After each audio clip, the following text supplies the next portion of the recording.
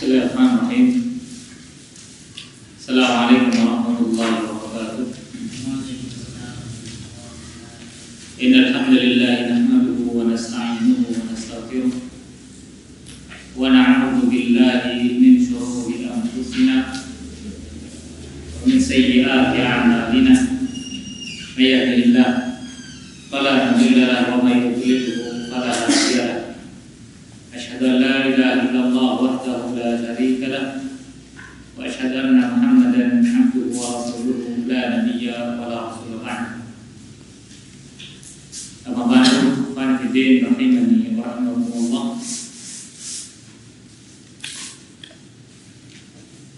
Syukur kepada Allah Subhanahu wa taala yang telah memberikan kenikmatan kepada kita semua. Salawat serta salam tercurahkan pada junjungan Nabi kita Muhammad sallallahu alaihi wasallam dan kepada para sahabat serta orang yang senantiasa mengikuti sunnah beliau dengan baik hingga hari kiamat. Sanifidin rahimani wa rahimakumullah. Alhamdulillah, kita kembali perjumpaan kita di majelis ta'lim ini, tepatnya di hari Rabu. Kita masih mengkaji kitab Tadhkiratus Sami' wal Mutakallim fil Adabil 'Alim wal Muta'allim, ditulis oleh Imam Ibnu Jama'ah. Pada video rahimahullah, kita masih membahas tentang keutamaan ilmu dan keutamaan orang-orang yang memiliki ilmu. Dalam sebuah perkataan dari salafun salih, mereka mengatakan khairul mawahib, khairul muwahab al-aqlu. Sebaik-baik pemberian dari Allah Subhanahu wa taala adalah akal yang sehat. Ya, sebaik-baik anugerah dari Allah Subhanahu wa taala adalah akal yang sehat yang digunakan untuk memikirkan ilmu. Ini anugerah. Jadi kalau antum masa muda itu kan dikasih akal yang sehat, akal yang kuat, cara berpikir yang tajam, kemudian waktu yang luang, betul kan? Betul kan? Antum kerjanya apa sudah? Nggak ada kan? Balik ke rumah juga nggak ada kerjaan apa-apa. Mungkin ya gitu-gitu aja. Ya, berbakti kepada orang tua. Tapi waktu antum tetap masih banyak yang kosong. Maka seorang pemuda lebih utama untuk ia mengisi waktunya dan akalnya untuk menuntut ilmu agama. Karena itulah sebaik-baik pemberian dari Allah Subhanahu wa taala. Jadi jangan diremehkan ya, antum ada di pondok seumpama. Ya, antum ada di pondok, kemudian antum sangka antum di pondok itu menjadi sebuah kehinaan. Karena ada istilahnya pondok itu adalah penjara suci, betul? Ada yang mengistilahkan begitu. Itu berarti dia merana di pondok itu. Ya, yang mata seperti itu kemungkinan besar ia merana di pondok. Jadi hidupnya di pondok itu merana betul. Tidak bisa disiplin mungkin dia, peraturan nggak mau taat, belajar nggak mau belajar. Nah, ini biasa merana di pondok. Biasa nanti omongannya ya hidup di pondok itu adalah seperti penjara suci. Mau keluar nggak boleh, mau warnet nggak boleh, pegang HP nggak boleh, mau PS-an nggak boleh, mau keluar malam nggak boleh, mau nongkrong nggak boleh, mau ngapel nggak boleh, ya kan? Mau pacaran ada yang mau. Iya nggak boleh juga secara syariat, tapi nggak ada yang mau juga iya. Tapi sepertinya responden mengatakan sepertinya tidak ada yang mau gitu. Kalau ada dulu ingat ucapan Ustaz kami pada saat kami masih belajar. Jadi kata Ustaz kami ini, ya kawan, antum kalau keluar itu tidak usah gayanya niru orang-orang. Gayanya nggak usah niru orang awam, orang jahil. Antum harus punya apa? Muru'ah sendiri, ciri khas sendiri sebagai seorang talibul ilmi, rapi pakaiannya, ya, pakaian yang sopan, tetap berpakaian sesuai sunnah Nabi sekalipun antum ada di luar pondok. Jangan gengsi. Kalau senang cingkrang nanti ada. Antum meraih keridhaan manusia. Manusia lihat antum menang. Ya terkadang banyak orang yang menurut kita berarti kalau saya lihat ini berarti enggak, orang lihat antum menang bisa-bisa. Oleh karena itu, ngapain kita harus berpikir untuk mencari keridhaan manusia? Ya, bukan kata Ustaz waktu itu alergi. Orang kadang lihat anak muda berpakaian sunnah itu alergi. Ada yang muda-muda udah pelihara jenggot, celana cingkrang, ya, saya dicurigai macam-macam. Tapi tetaplah jadi seorang pemuda yang meminta kepada Allah Subhanahu wa taala berupa anugerah terbaik. Apa itu?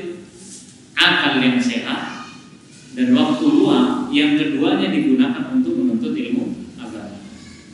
Wallahi tidak ada kemuliaan di atas muka bumi dari apa yang Allah Subhanahu wa taala berikan kepada seorang hamba kecuali itu adalah ilmu.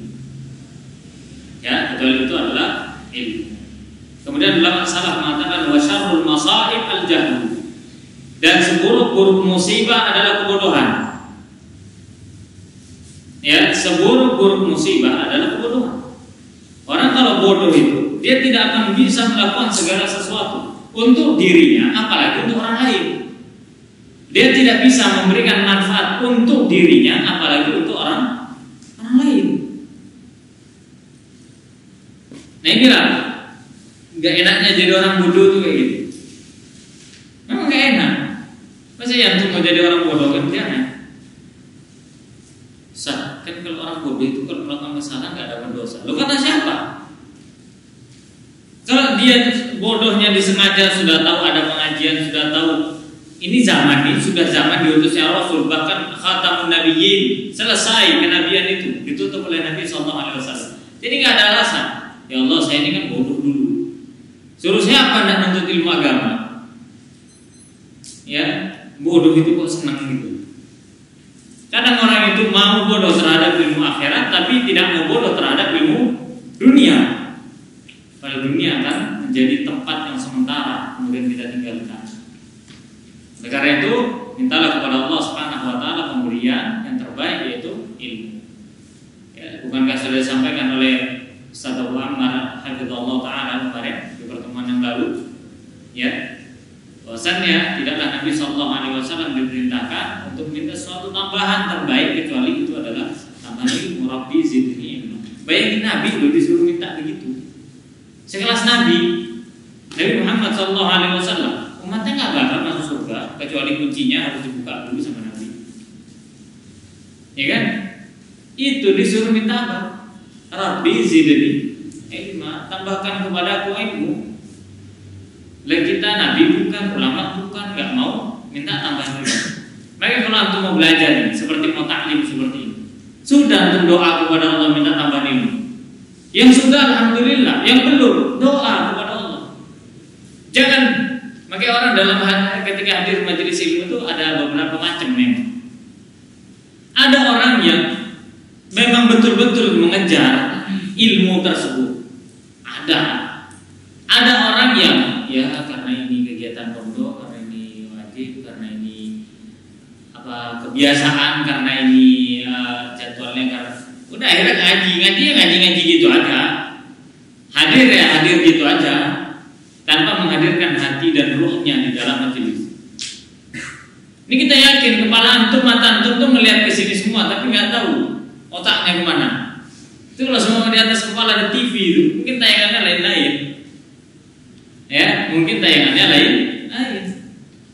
Mungkin ada tayangan di kepalanya sepak bola, ada tayangan di kepalanya ini, ada tayangan di kepalanya kasur, ada tayangan di kepalanya nasi di dapur belum matang ya.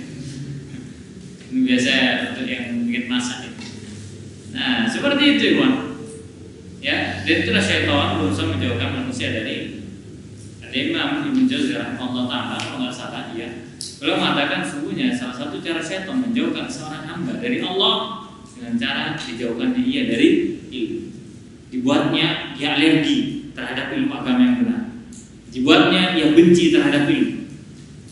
Nah, itulah cara setan menjauhkan manusia dari ilmu. Jadi kalau sudah nggak ada ilmu gampang untuk disesatkan oleh syaitan. Baik. Kemudian Imam Wahab, kita ulang lagi. Qala Wahbun yatasha'abu minal ilmi, ilmu itu akan senantiasa bercabang. Pertemuan yang lalu sudah kita bahas, cuma separuh. Asyarafu wa in kana sahibuhu daniyan, yaitu kemuliaan. Jadi ilmu itu akan memberikan kemuliaan bagi setiap pelakunya. Wa in kana sahibuhu daniyan, sekalipun pemilik ilmu tersebut adalah orang rendahan awalnya. Kita tahu para ulama terdahulu itu Allah Subhanahu wa taala angkat derajat mereka itu dengan ilmu luar biasa. Di usia muda mereka, kemudian di usia belia mereka, masih anak muda tapi sudah dikenal ilmunya. Abdullah bin Abbas radhiyallahu anhu, ini seorang anak yang disifati oleh Nabi SAW sebagai mufassir, kemudian didoakan, Allahumma faqihu fid din wa 'allimhu at-ta'wil.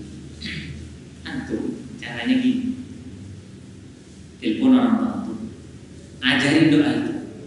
Kalau sudah tahu, ngomong aja, mama doain aku dong, kayak begitu. Atau kalau antum yang orang tua nggak ada contohnya, paman antum, kasih tahu, atau karib kerabat antum, minta doain. Nah seperti itu, yang masih punya orang tua. Kalau orang tua itu doa apa?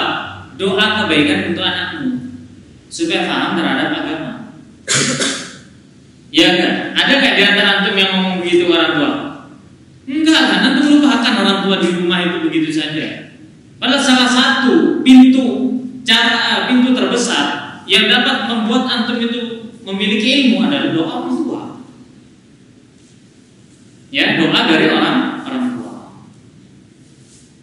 Kemudian doa dari orang saleh. Kemudian doa dari kaum muslimin. Minta doa kepada orang-orang tersebut agar supaya berdoa kepada Allah Subhanahu wa taala agar supaya diberikan ilmu. Allah Subhanahu wa taala. Allahumma faqihu fid din wa 'allimhu ta'wil. Maka Abdullah bin Abbas di usia 12 tahun ini sudah jadi ulamanya sahabat. Tidak main-main, ulamanya sahabat. Dikisahkan dalam sebuah hadis yang panjang, Umar bin Khattab radhiyallahu anhu ketika dia menjabat jadi khalifah, itu ingin menunjukkan kehebatan Abdullah bin Abbas. Jadi Umar itu manggil semua veteran perang Badar. Tahu ya, veteran perang Badar itu kan ibarat pahlawan kemerdekaan bagi negeri kita lah gitu. Kan orang besar semua itu, veteran perang Badar itu. Dikumpulkan semua di satu tempat, ibarat kalau bahasa kita aula. Dikumpulkan, kemudian di situ dipanggil seorang anak beliau usia 12 tahun, namanya Abdullah bin Abbas. Maka ada sahabat yang kayak khalifah, Pak Amirul Mukminin, apakah engkau tidak memanggil anak-anak kami juga? Apa kata Umar? Enggak, cukup dia saja. Aku hanya ingin bertanya kepada kalian.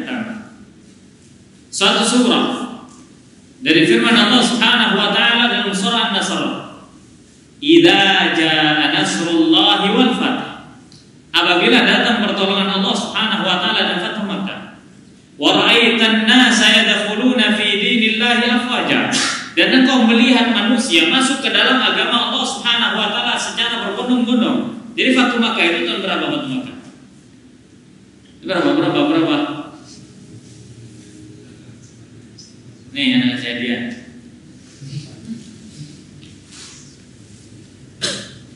Tahun berapa? 8 Hijriah. Atau pakai itu 8 Hijriah. Manusia saat itu berbondong-bondong langsung jadi orang muslim. Tuh. Fasabbih, kata Allah. Maka bertasbihlah. Fasabbih bihamdi rabbika wastaghfir. Maka bertasbihlah dengan cara mensucikan Rabbmu, dengan cara memuji Rabbmu, wastaghfirhu, dan minta ampunan kepadanya. Innahu kana tawwaba, dia Allah Subhanahu wa taala Maha penerima taubat. Di ayat tersebut dari ayat 1 sampai 3 dalam surah An-Nasr, Umar bertanya kepada veteran perang Badar itu semua, ditanya, "Apa pendapat kalian tentang surat ini? Tafsiran-tafsiran ayatnya."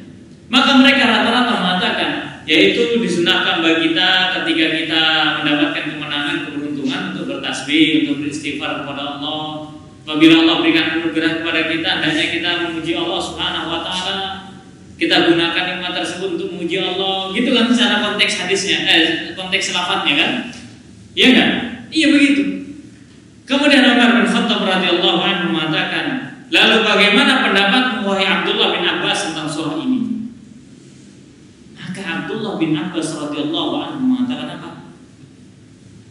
Ayat ini adalah ayat yang Allah turunkan kepada Nabi SAW, dan ayat ini menunjukkan dekatnya waktu kematian Nabi SAW. Coba antum bisa mikir, bisa antum mikir nggak? Dari kata mana coba? Idza jaa nasrullahi wal fath sampai innahu kana tawwaba, yang menunjukkan apa? Waktu dekatnya wafatnya Nabi SAW. Dan Umar mengatakan itulah yang aku maksud. Umar memilih pendapatnya siapa? Abdullah bin Abbas di usia 12 tahunnya. Kumpulnya nggak main-main, sama Pak, veteran perang Badar. Maka para sahabat mengatakan, ya lahu lisanun sa'ul wa qalbun aqul wa badanun ghairu maqul.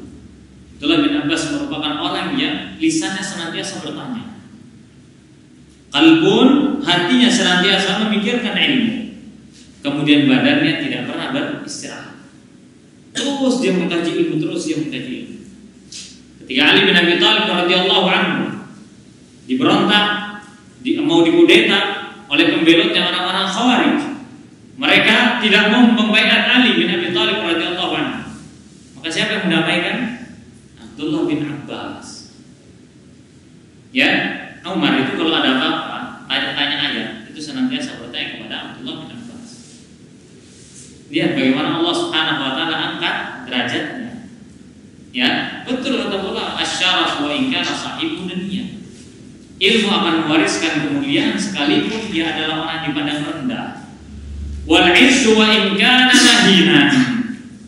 Dan kehormatan wa in kana mahinan, sekalipun ia adalah orang yang terhina asalnya. Allah Subhanahu wa taala angkat Bilal bin Rabah menjadi muadzin Nabi sallallahu alaihi wasallam, muadzin Nabi sallallahu alaihi wasallam. Padahal kita tahu dia adalah seorang mantan budak. Di masa jahiliyahnya ketika ia awal masuk Islam, ia disiksa. Kenapa sampai disiksa? Karena ia adalah seorang budak. Tapi Allah Subhanahu wa taala angkat derajatnya, Allah berikan ilmu kepadanya, ya, agar supaya apa? Allah Subhanahu wa taala ingin angkat derajatnya. Maka itulah kenapa ilmu itu mengangkat derajat setiap orang yang mau mengambilnya, sekalipun orang tersebut adalah orang yang terhina atau dianggap hina. Mau di kampungnya dianggap hina, tetap ketika Allah Subhanahu wa taala berikan ilmu, pasti Allah angkat derajatnya. Wal qurbu wa in kana qasiyan. Orang yang berilmu itu akan mendapatkan kedekatan sekalipun ia adalah orang yang jauh tak dikenal. Ya, sekalipun dia orang tak dikenal, tapi kalau punya ilmu, sudah Allah Subhanahu wa taala akan berikan kedekatan umat kepadanya, agar supaya umat ya mengambil ilmu darinya. Wal ghina wa in kana katsira. Allah Subhanahu wa taala akan berikan kekayaan kepadanya sekalipun ia adalah orang fakir. Ya, bukan kekayaan dunia, enggak harus kekayaan dunia. Tapi yang terpenting adalah kekayaan hati. Karena hakikat orang alim itu adalah orang yang tahu tentang hakikat dunia. Dunia sementara, dunia yang akan kita tinggal, nggak mungkin kita bawa seterusnya. Jangan kita mati, emang antum kemana-mana bawa rumah antum dibawa. Enggak kan? Betul kan? Bahkan duit antum pun nggak bisa antum bawa semua kalau seandainya antum punya banyak duit. Pasti ada yang ditinggal, ada yang dititipkan ke bank, ada yang kenapa? Karena manusia itu terbatas dan tidak mampu untuk memiliki dunia seluruhnya, tidak mampu. Kemudian wal mahabatu wa in kana wadi'an. Kemudian dia akan mendapatkan ya anugerah sekalipun ia adalah orang-orang yang rendah. Qad bidin rahimakumullah, Mu'adz bin Jabal radhiyallahu anhu mengatakan, "Ta'allamul ilma fa inna ta'allumahu hasanah." Belajarlah ilmu karena sesungguhnya belajar ilmu itu adalah kebaikan. Antum belajar ilmu itu kebaikan. Betul apa enggak? Ya, ilmu agama loh maksudnya. Itu kebaikan buat antum. Jadi antum jangan sepelekan. Kan ilmu ini kayaknya sudah pernah bahas. Kayaknya antum sudah pernah pelajari. Ya kenapa? Syekh bin Baz rahimahullah ta'ala, salah satu kebiasaan beliau adalah senantiasa membaca kitab syarah Sahih Muslim dari usia mutanya, dari usia 20 tahunan sampai akhir hayatnya. Beliau itu senantiasa menjadi orang yang dibacakan kepadanya kitab syarah Sahih Muslim. Jadi dibacain. Tentu sampai berapa kali? 60. Kalau tanya bosan ya enggak. Ya. Dikisahkan bahwa Syekh Muhammad bin Shalih Al-Utsaimin rahimahullah taala itu senantiasa mengajar dengan kitab yang sama di setiap tahunnya. Paham ya? Di monggoknya itu. Ngajar terus ditanya, "Kenapa enggak ganti kitab?" Enggak bosan. Setiap aku mengkaji kembali, setiap aku memurojaah, maka setiap itu pula aku mendapatkan apa? Faedah baru dan bertambah. Ya, Syekh Shalih Fauzan hafizahullah taala ketika ditanya, kitab apa yang paling beliau sukai dan sering beliau baca? Apa itu? Dari dulu sampai sekarang yang saya sering baca adalah Tauhidul Ahkam Syarah Bulughul Maram. Jadi memang bacaan ulama itu begitu. Biasa, antum di murojaah lagi, jangan bosan. Kayak antum sama yang sudah berada di marhalah akhir contohnya. Jangan bosan baca kitab pelajaran antum dari kelas dasar itu. Emang antum ingat kitab Makarimul Akhlaq kayaknya?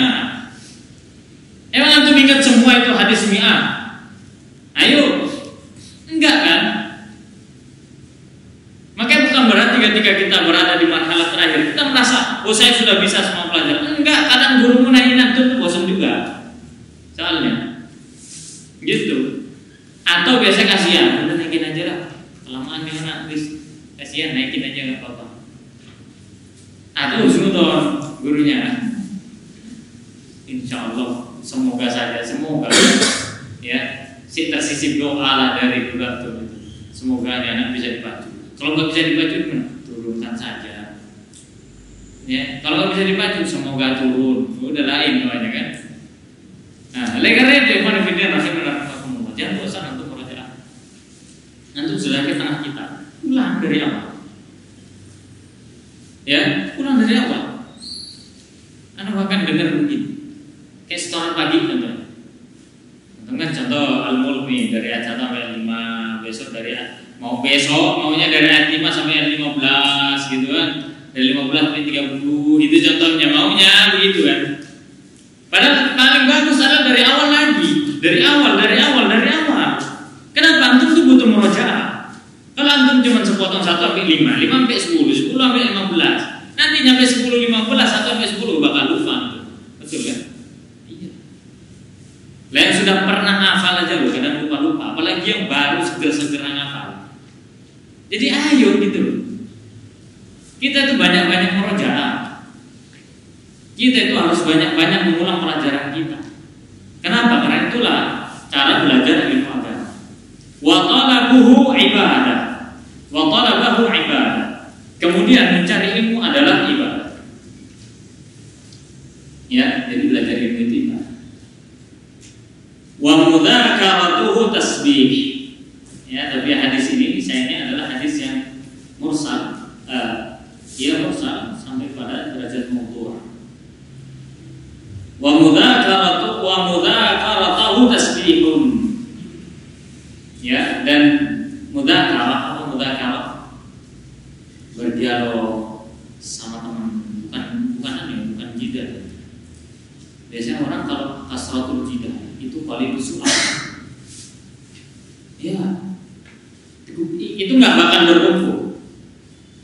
Ya, nggak bakal berkumpul itu. Biasanya kalau orang kasratul jidah, apa kasratul jidah?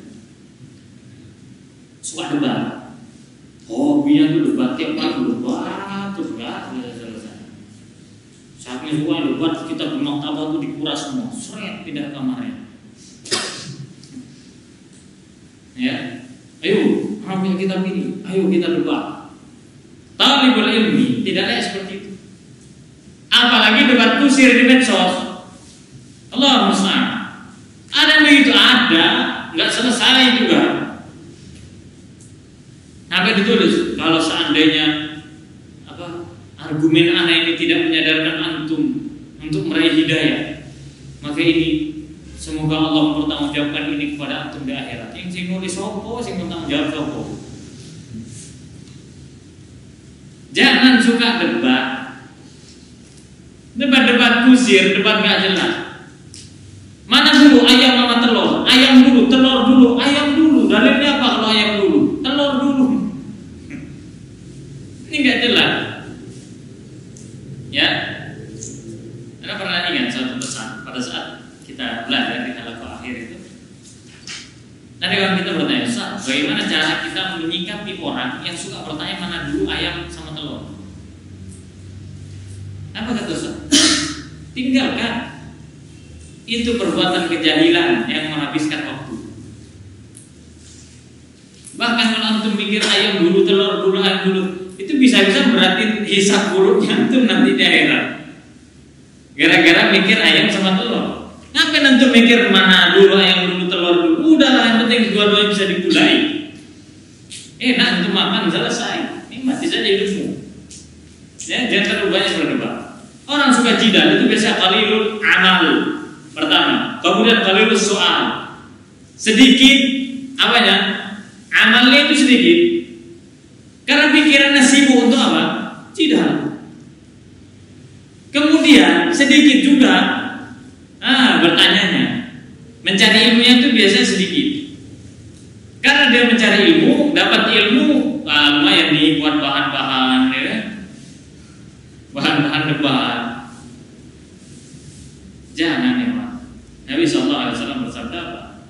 Siapa yang bisa menahan diri untuk tidak berjidal sekalipun yang benar, maka aku jaminkan baginya rumah di surga. Coba bayangin, karena berat, meninggalkan jidal itu berat. Apalagi bagi antum yang suka jidal. Lu enggak gini. Yang dijadikan bahan jidal, enggak jelas juga. Ya, bahkan sama menantang, ayo kalau begitu kita debat. Ya, di hadapan manusia. Manusia siapa? Jahil semua. Penontonnya jahil. Kalah rayuan semua. Ini debat ilmiah apa ini? Debat jalanan kan gitu. Debat kusir, makanya tidak boleh dalam Islam. Jadi ayolah kita ini dialog bagus dalam ilmu. Ya, ada kisah lucu. Dan ini salah satu kebiasaan berulama. Imam Sufyan Ats-Tsauri, kemudian Imam Yahya bin Ma'in, Ahmad bin Hanbal. Seperti Yahya bin Ma'in dan Imam Ahmad bin Hanbal itu, kalau dia mudzakarah, mereka dialog, saling tukar pikiran ya, bisa sampai 1000 hadis. Mereka habiskan waktu yang berapa? Ilmu.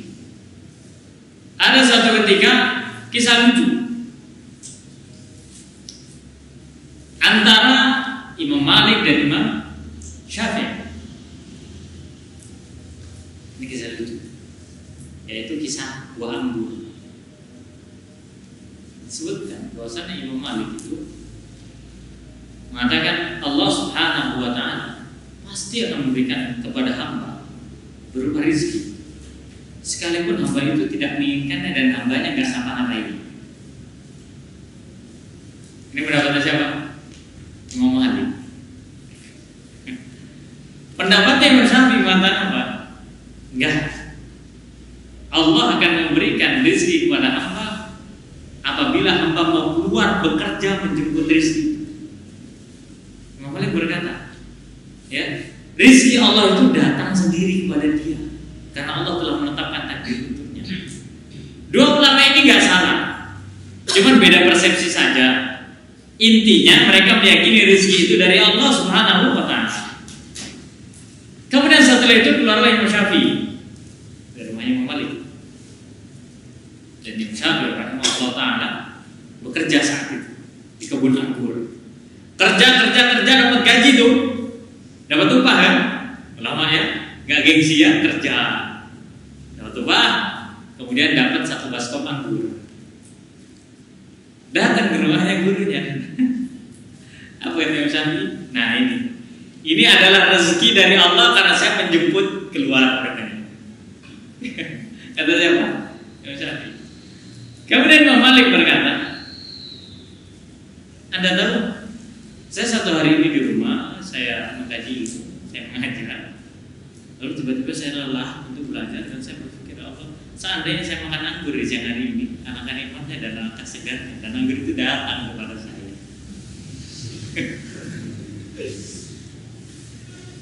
Ya, jadi apa? Maksimalkan usahamu, apapun itu usahamu untuk menjemput rezeki, maksimalkan. Antum di sini belajar, ya sudah, niatkan belajar. Dan begitulah cara Allah Subhanahu wa Ta'ala memberikan rezeki padamu, betul kan? Antum alhamdulillah lo belajar, kemudian ada yang biayain antum, orang tua antum. Sama seperti persepsi Imam Syafi'i, Imam Malik. Tidak masalah. Ya, ini kisah dulu antara guru dan murid.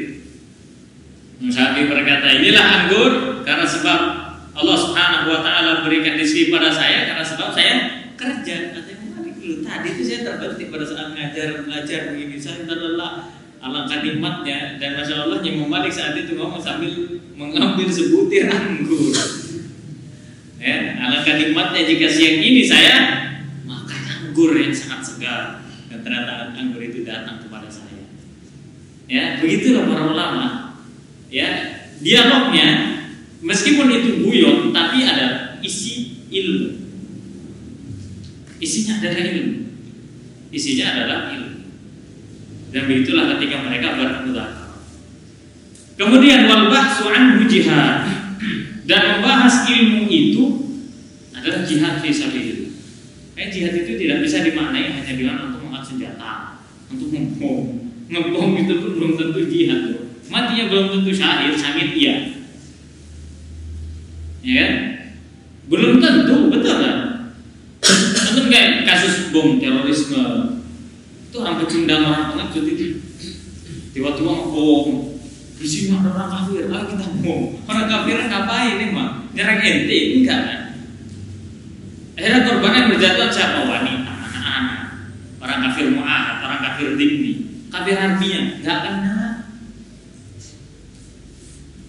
Iya, memang kadang kalau melihat pada keyakinan seperti itu, semoga Allah berikan istiqomah pada kita di atas manhaj yang benar ya. Amin. Karena persepsi seseorang terkadang dalam masalah jihad itu salah. Ya, salah. Anak mau pergi ke Syam, mau ikut ISIS, ada yang begitu. Apalagi anak muda.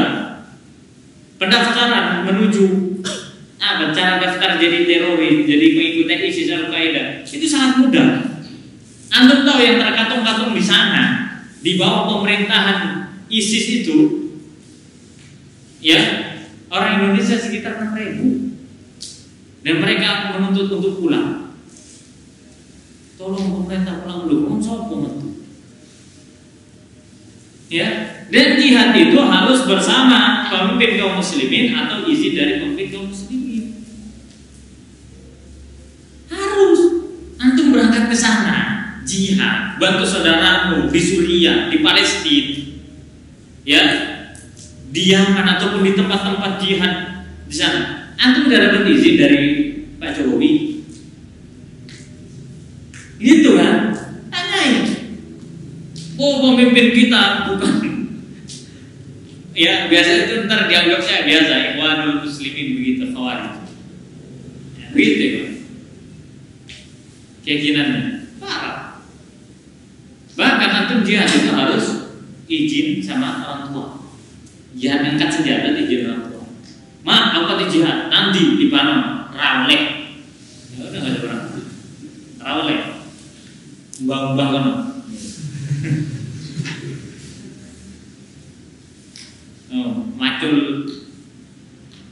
Macul tak salah kan, disuruh macul sawah gitu contohnya, ya, atau ngarit. Le katanya nanti Banon, lapo jihad, wis ngari to kono, tangan sapimu gitu ya. Kalau orang tua ngomong begitu, apa antum berangkat? Enggak. Nabi SAW bersabda, "Fafihi ma fajahid." Sahabat loh begitu. Dan kita nggak meragukan keimanan sahabat kayak apa kan? Sahabat itu kalau sudah di medan perang udah nggak ingat dunia. Yang diingat itu pintu surga. Bahkan para sahabat ketika perang, aku mencium dari balik gunung ini bau wangi surga. Wow, sudah nggak ada keinginan dunia. Ikrimah bin Abu Jahal pada saat yang ikut di peperangan terakhir bersama Nabi SAW, kan masuk Islam kan dia, Muslim anaknya Abu Jahal itu Ikrimah. Dia katakan kepada pasukannya, tidak ada lagi Mekah, tidak ada lagi Madinah bagi kita. Jihad sampai mati. Itu kalau sahabat. Tapi ketika Nabi menjumpai ada seorang sahabat yang tidak diizinkan oleh orang tuanya, oleh ibunya, apa kata Nabi? Fafihi ma fajahid. Balik ente pulang ke rumah orang tuamu, kemudian setelah itu berjihad engkau kepada keduanya. Itu kalau jihad kan senjata itu syaratnya banyak. Maka zaman sekarang berjihadnya salah satunya adalah dengan ilmu. Dan para ulama mengatakan jihad dengan ilmu saat ini lebih afdal daripada jihad dengan senjata. Terus kapan anak bisa jihad dengan senjata? Tunggu Imam Mahdi dulu. Itu pun belum tentu masih hidup. Ya, atau pemimpin kaum muslimin mengizinkan kaum muslimin untuk berjihad. Ada beberapa kondisi kok seorang bisa berjihad, tenang aja. Dapat izin dari pemimpin kaum muslimin, mungkin Pak Jokowi, kemudian mak bapak antum udah ngizinin, kemudian antum punya ilmu tentang jihad, antum jihad kosongan bawa katar contohnya, apaan? Ya, antum jihad contohnya bawa ketapel, apaan? Antum bawa ketapel satu, ya, habis nembak bingung cari batu di mana lagi, pasir semua.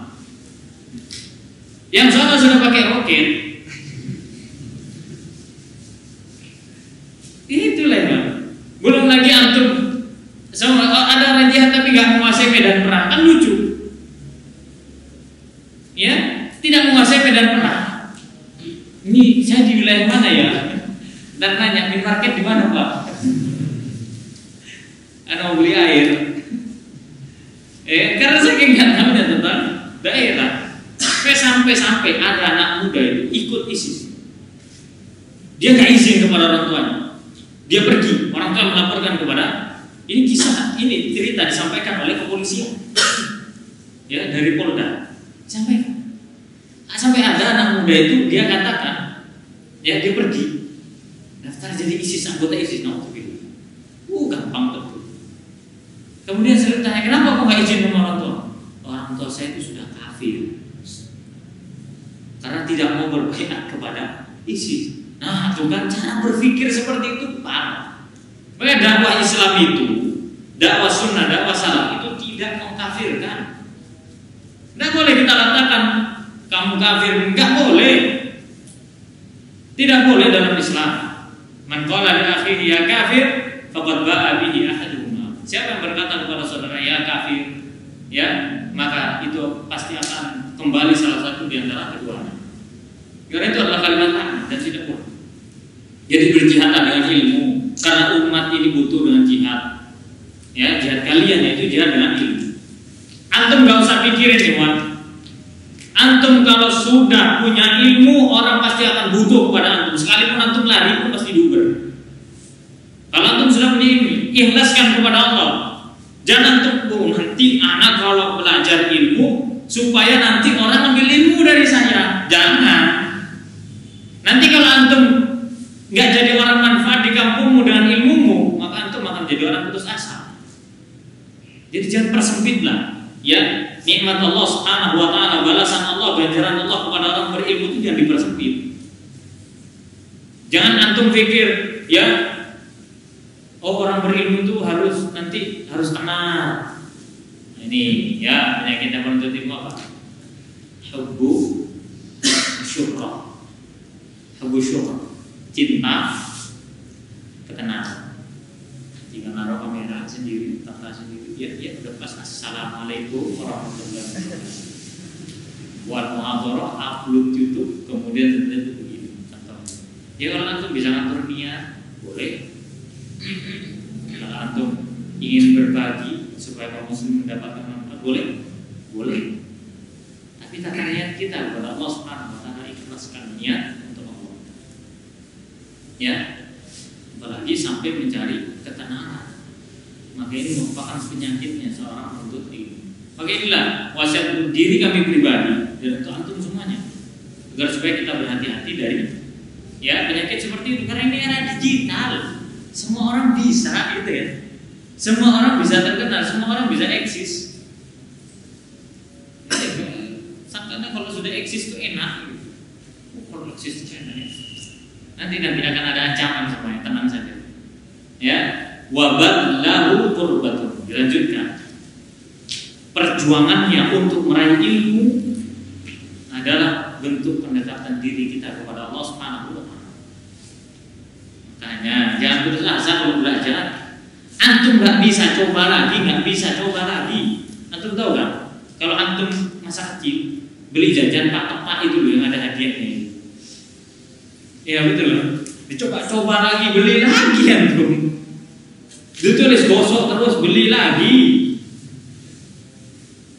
Baru kemudian Anda dapat duit 500, senang padahal udah keluar 5.000. Ya. Itulah Iwan kenapa ilmu itu begitu penting. Orang mengejar dunia itu ketika merasakan kenikmatannya, dia akan terlena. Maka ketika seorang menuntut ilmu, dia harus merasakan nikmatnya ilmu agar supaya semakin dekat kepada Allah Subhanahu wa taala. Maka berusaha untuk mencari ilmu. Antum di pondok, nggak cukup antum sekedar di pondok. Yang penting kan sudah di pondok, yang penting kan ikut belajar. Nggak harus ada usaha. Ya antum ngafal, antum murojaah, kemudian antum hadapi setiap rintangan-rintangan yang ada. Maka membangun jiwa dalam menghadapi sesuatu penting. Jangan antum katakan kepada suatu ilmu agama, kemudian antum katakan, enggak, ini susah. Jangan katakan susah dulu, coba dulu. Maka coba sekarang anak tanya. Anak yakin 90% di antara antum benci matematika, betul kan? Iya enggak? Hitung-hitungan benci, betul kan? Kenapa? Susah, udah tahu susah sih dijauhi. Betul kan? Iya. Udah tahu susah saya dijauhi. Harusnya deketi, pelajari. Karena cara mindset kita berpikir salah. Melihat sesuatu sulit, sudahlah tinggal. Ya, nanti alasannya 1000 alasan. Kenapa antum nggak setor? Kenapa antum nggak murojaah? Kenapa antum nggak hafalan? Iya Ustaz, banyak hafalan. Loh, isi kepala kita itu bisa menampung ribuan hafalan. Jadi nggak usah khawatir. Nggak ada istilahnya orang jadi bodoh karena suka banyak hafal. Ada. Ngapal Quran contohnya, ngapal hadis. Anak ini kebanyakan ngapal, jadinya anak berketumbe contohnya. Anak susah ngapal, Ustaz. Anak ini kebanyakan ngapal, Ustaz. Jadi anak ini agak ngeheng. Ya. Isi kepalanya. Loh, jangan, antum hafalkan. Ya, kenapa? Dalam ilmu itu harus ada target pencapaian, betul. Sekalipun antum belajar harus ada target pencapaian. Semua antum bulan ini hafalan Quran 1 juz. Sudah semua ya 1 juz ya? Sampai nggak targetnya? Sampai alhamdulillah. Ntar bulan September 1 juz lagi, nambah 2 juz. Terus sampai 1 tahun 12 juz itu harus ada target. Dan kami menjumpai pada waktu beberapa tahun yang lalu itu ada santri yang masya Allah luar biasa, dia bisa membagi waktu. Dia satu hari itu dia target 1 lembar Al-Quran. Dan dia termasuk santri yang pintar di kelasnya. Di satu hari itu dia targetnya itu dia berjanji pada dirinya untuk menyelesaikan hafalan 1 lembar bolak-balik Al-Quran. Sampai akhir dia lulus 2 bulan sebelum lulus, anak masih ingat itu. Dia setoran surah Al-Baqarah ya dari awal sampai akhir sekali duduk. Itu yang jengkel gurunya. Lama soalnya 3 jam. Anak waktu itu yang jadi tempat setoran enggak? Ya, nanti jam 9 break dulu ya, kita istirahat ya. Masa nanti anak lupa break dulu lah. Ya karena ini lama sekali gitu. Baik nanti Al-Baqarah suruh nyimak semua dari ayat 1 sampai terakhir. Anak masih ingat sekali. Dan masya Allah dia selesai Al-Quran, dia hafil. Padahal kita tahu kalau kita banyak juga pelajarannya. Tapi di tengah kesibukan dia tetap mengambil waktunya untuk hafalan Al-Quran. Ya, makanya betul disampaikan beliau juga apa? Kadang ilmu itu bisa dipahami dengan cara ada orang yang belajar langsung paham, betul kan? Ada orang dijelasin pakai lisan langsung paham. Ada orang dijelasin sampai mulut gurunya berbusa, tidak paham-paham. Tapi gurunya tidak ngomong, nulis di papan langsung paham. Ada macam-macam. Ada orang udah dijelasin mulut gurunya berbusa, tangan gurunya udah sengklek nulis di papan, papannya sudah penuh, tintanya sudah habis. Ya, itu sampai apa ujung spidolnya sampai mekar itu ada yang nggak paham. Ada yang begitu dulu. Jadi ketika nggak paham, anak suruh maju, udahlah anak pusing ngajarin antum ini, antum diajarin nggak paham, maju sini ajarin temenmu. Ketika ngajar saat itu paham. Itulah cara Allah berikan ilmu kepada dia. Yang penting antum berusaha. Allah Subhanahu Wa Taala ya akan menentukan hasilnya. Yang penting antum berusaha. Wa ta'limahu man la ya'lamuhu salah. Ya, dalam salah mengatakan dan mengajarkan ilmu kepada orang yang tidak tahu adalah saudara. Antum di rumah punya orang tua, ajarin ilmunya. Masa kalau mau tidur jangan lupa baca doanya gini. Ajarin dikit-dikit. Nah, ada orang tua yang ngomong gini, alhamdulillah sama saya ngasih nasihat ke anak. Yang waktu itu ngasih nasihat doa sebelum tidur. Doanya itu anak kira bismika apa? Bismika biasanya gimana ya? Iya itu kan yang sahih. Yang nggak sahih yang dulu kita hafal gimana sih?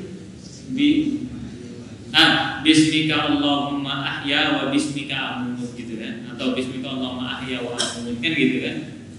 Dari saya kan sahih. Yang benar bismika Allahumma amut wa ahya. Dikasih tahu sama anak senangnya luar biasa orang tua. Tapi jangan guru yang tuh kurang ajar. Mama tahu. Kalau mama nggak tahu, tenang mak, saya ajar. Tanya apa mak ini? Dia mama jangan gitu, nggak boleh begitu. Nggak boleh mak. Antum maksud baik untuk berubah orang tua bagus. Ajarin orang tua antum dengan cara adab. Antum tuh tetap posisinya anak. Ya. Bahkan sampai-sampai ada orang tua ngomong gini karena sakit jengkelnya anaknya mungkin. Kalau pakai bahasa Madura gini, biji tangkeme. Ya, jangan sok-sokan kamu itu. Kamu itu cuma kencing saya kata bapaknya. Itu bapaknya saking mangelnya itu. Ya kan? Sampai ada suatu kisah. Memang itu betul-betul terjadi. Betul-betul terjadi kisah nyata ya. Jadi ada dulu kita punya teman. Itu dia terusir dari rumahnya. Saya kenapa betul di keluar dari rumah? Iya, bapak anak nggak mau dinasihati. Kok bisa bapak nggak mau dinasihati, anaknya diusir? Ini siapa yang salah? Ini pasti ada yang salah, betul kan? Kalau nggak salah bapaknya, salah anaknya. Betul, salah anaknya. Dia tahu hukum rokok itu haram ketika di pondok. Rupanya dia melihat, ya, dia melihat bapaknya di rumah merokok. Dicabutnya punya rokok itu dari bapaknya, dia ambil rokok satu waktu diinjak-injaknya. Wah, apa nggak marah bapaknya, diusir ya, dilempar barangnya, dia pergilah di rumah. Ada lagi, makanya mengajarkan itu kan harus pakai ilmu juga. Gak harus antum berusaha modal semangat kemudian babat alat, pohon singkong, pohon talas, pohon semuanya antum babat. Dan bisa ada caranya sendiri. Ada lagi curhatan anak muda kepada kami. Dia ngomong, Ustaz, gimana Ustaz ya cara kita berbakti kepada orang tua, yang mana orang tua saya sudah membenci saya karena saya ikut. Anak mikir, sebenci apa orang tua antum kepada antum? Anak itu sampai nggak disapa sama orang tua. Anak itu sampai nggak boleh tinggal lagi di rumah. Wah, ini pasti ada yang nggak beres ini. Emang sebab awalnya kenapa? Anak nyuruh orang tua anak Ustaz cingkrang, nggak mau Ustaz, akhirnya anak potong celana dinasnya. Bagus, bagus. Baik, antum punya celana dinas, besok mau dipakai, rupanya sudah keluar benang di bawah. Kenapa? Dipotong. Anak bilang, loh kenapa antum gak dakwai dulu, sampaikan dalil. Sudah Ustaz, tapi ayah anak gak menerima, bapak anak gak menerima. Ya sudah sabar, sudah doain. Gak didoain juga. Untuk orang tua didoain jelek, cuma diusir. Ini baik, celana dinas bapak antum penting. Apa gak marah orang tua? Nasallallahu alaihi wasallam. Oleh karena itu memang mempelajari ilmu dan mengajarkannya itu adalah sedekah. Tapi antum harus punya ilmu dalam mengajarkan itu. Jangan sampai apa yang antum ajarkan berupa kebenaran ditolak oleh manusia karena sebab apa? Caranya tidak baik. Ya, semoga Allah Subhanahu wa taala memberikan taufik kepada kita semuanya. Wallahu a'lam bishawab. Waktu sudah habis. Subhanallah wa bihamdika, asyhadu an la ilaha illa anta, astaghfiruka wa atubu ilaik. Wassalamualaikum warahmatullahi wabarakatuh.